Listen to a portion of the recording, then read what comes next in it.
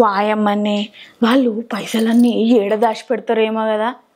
నాకు చెప్తేనన్నా పోయి 2 కట్టలన్నా తెచ్చుకుందును. అవ ఈ గోస కంటే తెల్లారంగా లేతే డ్యూటీకి పోవాలి, పొద్దుకుతే డ్యూటీకి పోవాలి.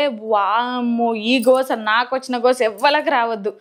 ఎంత కష్టపడ్డా మిగిలేదు 1000 రూపాయలు 2000 తప్ప ఏం మిగులుతలేదు. అమ్మ ఈ సెలబ్రిటీలు ఏడ పెడతారో ఏమో పైసలు.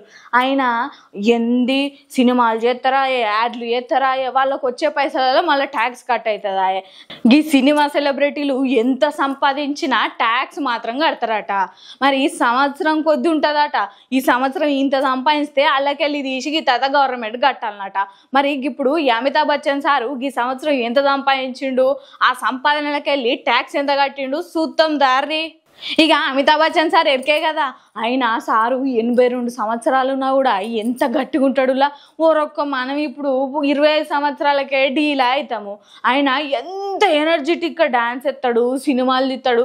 పోయిన ఏడాది కల్కి సినిమా తీసిండు. ఓవైపు ప్రభాస్ సారు, ఓవైపు అమితాబ్ బచ్చన్ సారు వాయమనే పోటాపోటుగా యాక్ట్ చేసిర్రు.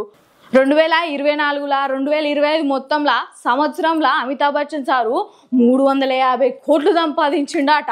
వాయమ్మనే అల్లకెళ్ళి మళ్ళా 120 కోట్లు ట్యాక్స్ కట్టిండట. మన దేశంలో ఫస్ట్ నెంబర్ 1 సార్ పేరే ఉందట. గంత ట్యాక్స్ కట్టుట్లా.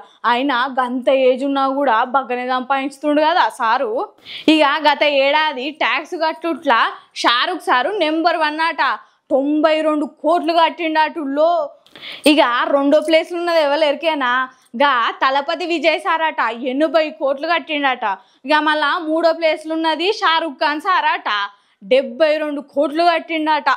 ఇక మరి 4వ స్థానంలో ఉన్నది అమితాబ్ బచ్చన్ సారు. ఇప్పుడు అమితాబ్ బచ్చన్ సారే మొదటి ప్లేస్కి వచ్చిండటుల్లో.